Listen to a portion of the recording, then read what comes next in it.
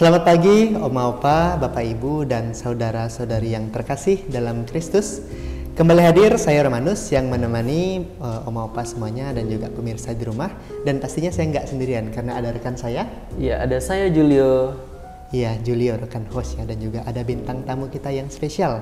Seperti biasanya ada Romo. Saya Romo Maksi. Romo Maksi dan juga Oma Francisca. Oma Francisca. Nah, kita kembali hadir dalam acara Oke, hari ini orang kudus hari ini. Wah, asik nih Julio. Iya, ya. asik. Di pagi hari ini Puji Tuhan. kita akan mendapatkan pencerahan di tanggal 25 September. Betul. Nah, tema kita pada hari ini akan Ya, bahas kita tentang apa nih, Julio? akan bahas ya tentang Santo Sergius ya dari Radones. Ya, Santo Romo ya. Sergius Betul. dari, Iya. iya, pastinya sangat menarik sekali ya. Ada kisah apa nih yang akan kita ketahui? Kita akan langsung aja dengar dari Ya, Romo. langsung saja, Romo. Waktunya Baik, terima persilakan. kasih. Baik Opa dan Oma, Bapak dan Ibu, saudara-saudari, para pemirsa di rumah, kedua host yang saya kasih, Oma Francisca. Jadi seperti yang tadi disampaikan, tanggal 25 September kita merayakan peringatan Santo Sergius dari Radonets, dari Rusia tepatnya. Dia hidup di abad ke-14-15, di mana dalam bahasa Rusianya dia disebut dengan Sergei Radonetsky untuk Rusianya, tapi kalau untuk Indonesia kita sebut Sergius dari Radonets. Dia menjadi, boleh dibilang, santo yang sangat populer di Rusia, khususnya di Moskow. Kalau dalam kisah hidup pengalamannya, ketika dia masih kecil, dia mendapat katakanlah panggilan ketika beranjak remaja, mendapat panggilan untuk hidup sebagai pertapa. Sehingga dia bersama dengan kakaknya namanya Stefan, mereka dua mengasingkan diri dan tinggal di sebuah gua untuk menjauhkan diri dari keramaian. Dan cara hidup mereka ini awalnya orang belum kenal kenapa cara hidup seperti mengasingkan diri dalam kehidupan bertapa, berdoa. Lalu di mana dalam kehidupan mereka dekat gua tempat mereka tinggal, mereka membangun sebuah gereja yang mereka baktikan, mereka dedikasikan untuk Tritunggal Maha Kudus. Gereja itu mereka bangun dan disebut bahwa sampai sekarang masih ada bangunan gereja itu. Memang sudah lebih dipugar, tapi awalnya mereka yang bangun, mereka yang dirikan. Dilukiskan bahwa secara fisik Sergius ini punya postur yang besar, yang gagah, tinggi, besar dan gagah posturnya, sehingga ketika dia hidup mengasingkan diri, mereka menggunakan kekuatan tenaganya untuk katakanlah menebang pohon, kemudian mengolahnya menjadi bahan-bahan untuk bangunan, dan mereka dirikan gereja itu, dia bersama dengan Abah. Kemudian cara hidup mereka berdua yang mengasingkan diri, lalu berdoa, bertapa, mati raga, dan menjauhkan diri dari kehidupan dunia luar itu membuat banyak orang tertarik. Awalnya orang datang untuk minta nasihat, minta doa, tetapi kemudian ada beberapa banyak orang muda yang tertarik dengan cara hidup seperti itu. Bahwa hidup doa, mati raga, dan kemudian melakukan banyak hal dengan usaha sendiri, itu membawa orang-orang muda sejamannya itu tertarik untuk mengikuti cara hidup seperti itu. Kemudian pada suatu kesempatan terjadi perselisihan antara mereka, sehingga Sergius dia mau mengedepankan bagaimana supaya kebersamaan mereka itu tidak hancur, rusak. Dia akhirnya memutuskan diri untuk pergi. Dia pergi sementara, pergi mengasingkan diri ke tempat yang lain, meninggalkan abang dengan saudara-saudara yang mengikuti cara hidup mereka di tempat di mana mereka ada pertama itu. Lalu kemudian beberapa waktu kemudian dia dipanggil lagi karena situasi sudah lebih tenang, dan mereka bisa membangun kembali kehidupan bersama, kehidupan doa, sampai dengan kemudian dalam satu pengalaman kehidupan rohani, karena orang banyak datang untuk berdoa, untuk minta bantuan kepada mereka. Mereka juga dilukiskan pernah membantu orang-orang untuk pindah lebih dekat ke daerah Rusia, Moskow. Dan pada waktu itu dalam sejarah dilukiskan bahwa sedang terjadi konflik perang antara bangsa Rusia di Moskow dengan bangsa Mongol, Mongol. Waktu itu ada perang antara bangsa Mongol dan bangsa Mongol dengan pasukan tentara. Kalau omong tentang bangsa Mongol kita ingat raja yang sangat kuat pada bangsa Mongol itu Kublai Khan. Itu dari bangsa Mongol. Mereka punya kekuatan luar biasa untuk menyerang dan melakukan kota-kota di daerah Rusia, di Moskow dan lain sebagainya. Sampai dengan satu kesempatan orang-orang mengalami situasi di mana mereka sudah gentar dengan pasukan Mongol sehingga mereka sudah pasrah memberikan diri mereka untuk ditaklukkan oleh bangsa Mongol. Tetapi Sergius dari Radonets ini, dia dengan kekuatan doa, kekuatan rohaninya, dia bantu untuk membangun kehidupan spiritual masyarakat orang-orang terdekat, termasuk bangsa Rusia, untuk tidak takluk, tidak mudah takluk, dan juga untuk memiliki keberanian secara bukan saja rohani karena keyakinan akan Tuhan, tetapi juga keberanian secara nasional, secara bangsa waktu itu, untuk bisa melawan pengaruh dari bangsa Mongol yang begitu kuat. Sehingga mereka yang waktu itu karena dalam keadaan takut karena dikejar mau dibunuh oleh bangsa Mongol, mereka pelan-pelan mengalami kekuatan secara spiritual dan juga kekuatan sebagai orang yang satu bangsa untuk membantu mereka melawan pengaruh dari bangsa Mongol yang menyerang mereka. Sehingga ini juga berdampak pada waktu Sergius sudah mulai membentuk kelompok pertapa yang begitu kuat, dan ini dia boleh dibilang sebagai perintis untuk kehidupan pertapa di wilayah Rusia. Sehingga ketika dia membangun kehidupan ini, salah seorang pangeran dari Moskow, dia yang kemudian berusaha untuk mempengaruhi dan memberikan kekuatan secara spiritual, kekuatan secara bangsa untuk kepada saudara-saudaranya bangsawan di Moskow untuk mereka bersatu menyerang atau melawan pengaruh kekuatan dari bangsa Mongol. Dan waktu itu dia tahu bahwa Sergius begitu populer dan juga punya kekuatan doa. Dia mendatangi Sergius untuk minta doa, minta restu, menyampaikan bahwa mereka mau berperang, mau melawan bangsa Mongol, mau membebaskan diri dari penjajahan bangsa Mongol, dan dia minta doa. Dan waktu itu disebutkan bahwa Sergius dari Radonets, dia memberikan berkat, memberikan restu untuk mereka berperang, sehingga terbukti mereka bisa berperang dan mengalahkan bangsa Mongol, sampai kemudian mereka membentuk satu kesatuan sebagai bangsa Rusia yang sampai sekarang. Sehingga Sergius dari Radonets sangat dihormati oleh bangsa Rusia sampai saat ini, karena dari dialah dia yang membangun kehidupan, menguatkan kehidupan spiritual, dan juga dia mendoakan para pangeran dan jenderal yang mau berperang melawan bangsa Mongol dan mereka bisa berhasil. Sehingga dia diakui, diterima sebagai pelindung bangsa Rusia, Sergius dari Radonets.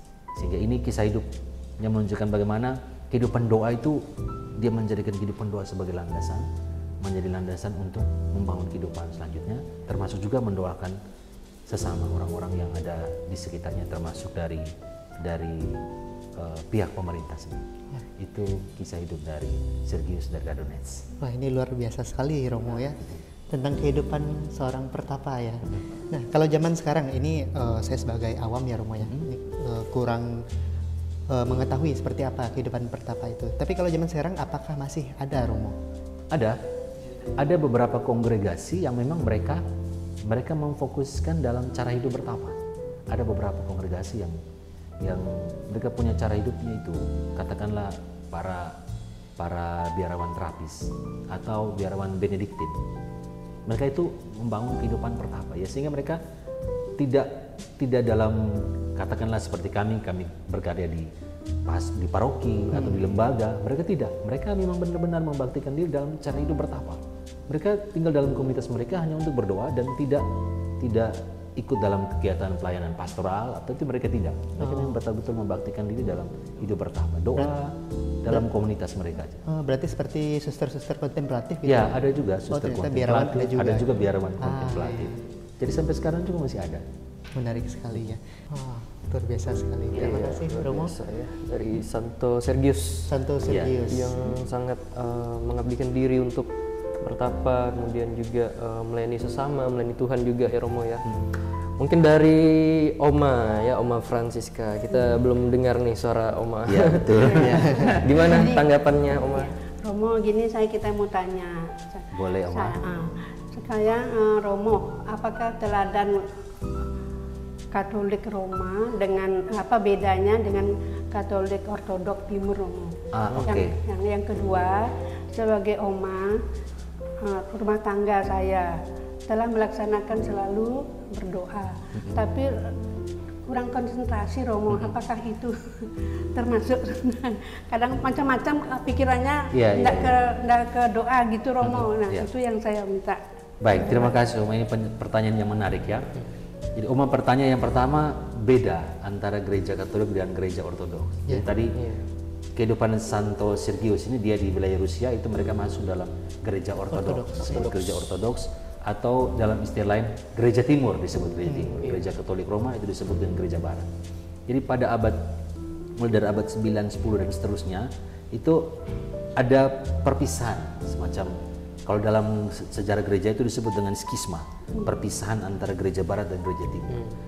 Ada disebut gereja Barat dan gereja Timur karena beda dari santo atau rasul yang boleh dibilang membantu mendirikan gereja itu bertumbuh dan berkembang. Katakanlah wilayah Eropa bagian barat, di wilayah Italia dan lain sebagainya, di Roma, di Vatikan, itu kita tahu bahwa ada Santo Petrus. Santo Petrus yang membantu untuk mendirikan gereja di Roma. Lalu kemudian di wilayah Rusia itu disebut dengan gereja bagian timur, itu Santo Andreas.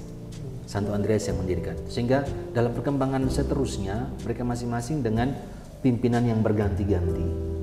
Dari Petrus kemudian seterusnya yang kita sebut sebagai paus. Demikian juga di wilayah gereja timur, setelah Andreas dan seterusnya, ada juga orang yang menggantikan sebagai pemimpin untuk wilayah itu. Dan sampai dengan kemudian ketika gereja Katolik di Roma, mereka menetapkan bahwa paus sebagai pemimpin tertinggi gereja Katolik seluruh dunia. Gereja-gereja yang di timur mereka tidak terima bahwa di Roma sebagai pusat pimpinan tertinggi. Sehingga inilah yang membuat ada perpisahan antara gereja barat dan gereja timur. Gereja timur tetap memilih pemimpin mereka yang disebut sebagai patriark. Mereka yang memimpin. Jadi yang membedakan kita gereja Katolik dan gereja Ortodoks salah satunya adalah bahwa pimpinan tertinggi, kalau Katolik di seluruh dunia kita mengaku pimpinan tertinggi adalah paus yang tempatnya di Roma. Sedangkan gereja Ortodoks mereka tidak menerima paus sebagai pimpinan tertinggi. Mereka menerima pimpinan mereka sebagai pimpinan tertinggi. Dan juga ada beberapa ritus dalam kegiatan liturgi yang sedikit berbeda antara kita dengan gereja Ortodoks. Tetapi hal-hal yang lain umumnya sama. Hanya soal kepemimpinan itu sih yang membuat kita berbeda dari gereja Ortodoks. Itu jawab yang pertama. Yang kedua, Om tadi bertanya tentang kenapa seringkali doa kadang-kadang kurang fokus. Kita bicara tentang Santo Sergius yang kita tahu tadi sudah disebutkan punya cara hidup atau pola hidup bertapa, mereka berdoa dan benar-benar mereka fokus. Sedangkan kita zaman sekarang, apalagi Oma sampaikan, kadang-kadang sebagai Oma, sebagai ibu, kadang-kadang mengalami bahwa tidak fokus, kurang konsen untuk berdoa. Ya, ini lumrah Oma ya. Kadang-kadang memang sebagai orang beriman, saya juga sebagai seorang pastor juga kadang-kadang juga kurang fokus. Ini satu hal yang kalau menurut saya manusiawi karena kadang-kadang yang kita tidak fokus. Tapi jangan sampai itu selalu. Kan ada kadang, ada sering, ada selalu. Kalau selalu tidak fokus itu juga memang kita harus cari tahu mungkin ada salah apa, ada yang kurang atau apa sehingga selalu tidak fokus. Tapi kalau kadang, mau bilang tadi kadang-kadang itu manusiawi, kadang-kadang kita tidak fokus dalam doa, manusiawi. Tetapi ketika kita sadar bahwa saya kurang fokus, itu yang baik. Yang penting adalah kita sadar, kita paham bahwa karena kemarin saya kurang fokus ya. Itu sebenarnya. Kalau yang selalu itu mungkin karena pas berdoa, pas orang karaoke mungkin. Atau ada kafe di sebelahnya. Iya Romo ya. Jadi bisa cari. Makasih Romo. Ya sama-sama. Jadi bisa cari waktu yang memang tenang gitu. Betul ya. Ciptakan suasana atau waktu yang memang mau dikhususkan untuk doa. Wah, luar biasa sekali. Terima kasih. Terima kasih lagi Romo ya. Santo Sergius ya. Kalau Sergius. Kalau Sergei saya sering dengar. Ya, itu nama Rusianya Sergei. Oh iya, ternyata Nama Rusianya Sergei. Ah. Kalau nama Indonesianya Sergius. Sangat ini sekali ya. Nama yang populer dipakai. Populer, Ah. iya. Kalau untuk Kayak Rusia ini Romonya Marga gitu kalau di sana ya. Nama kayak nama populer. Oh iya, Nama nama populer. populer. Iya. Kayak Bambang gitu kalau Ah, di iya. Indonesia. Bisa seperti itu. Iya, iya, iya, iya. Iya, saya rasa cukup Ya, juga ya. luar biasa. Terima kasih lagi Romo ya. Dan mungkin kita minta tolong Romo untuk membawa kita dalam doa. Mari kita berdoa. Dalam nama Bapa dan Putra dan Roh Kudus. Amin. Tuhan Bapa yang Maha Baik, kami bersyukur dan berterima kasih karena pada hari ini kami kembali Engkau ajak untuk merenungkan Orang Kudus dalam gereja, yang pada hari ini kami merenungkan cara hidup dari Santo Sergius dari Radonez. Dalam pengalaman hidupnya, Santo Sergius telah menunjukkan bagaimana kehidupan doa, bertapa, mati raga menjadi kekuatan baginya untuk mendoakan kehidupan dunia, termasuk mendoakan kehidupan bangsa Rusia Moskow pada waktu itu, yang kemudian membantu mereka menguatkan diri dalam menghadapi penyerangan dari bangsa Mongol waktu itu, sehingga mereka akhirnya bisa melepaskan diri dari pengaruh bangsa Mongol karena kekuatan doa yang dibawa oleh Santo Sergius. Kami mohon ya Tuhan, semoga semangat doa ini juga boleh tumbuh dalam pengalaman hidup kami masing-masing, agar dengan kehidupan doa kami dikuatkan dalam menjalani pengalaman duniawi, untuk boleh menjadikan kekuatan doa sebagai kekuatan supaya kami bisa menjalankan kehidupan secara baik. Doa dan permohonan ini ya Tuhan kami aturkan kepadamu dengan pengantaran Kristus Tuhan kami. Amin. Kemuliaan kepada Bapa dan Putra dan Roh Kudus, Seperti pada permulaan, sekarang, selalu, dan sepanjang segala segala abad. abad. Amin. Santo Sergius dari Radonez, Doakanlah kami. dalam nama Bapa dan Putra dan Roh Kudus. Amin. Baiklah, sekali lagi terima kasih Romo Sama-sama. dan juga Terima kasih. Romo telah hadir di pagi hari ini, dan pemirsa juga terima kasih karena telah menyaksikan video ini dari awal sampai akhir, dan kita masih akan ada episode-episode selanjutnya dari program Oke Hari Ini di YouTube Societas Sancta Clara, dan kita akan berjumpa kembali lagi di Oke Hari Ini Orang Kudus Hari Ini.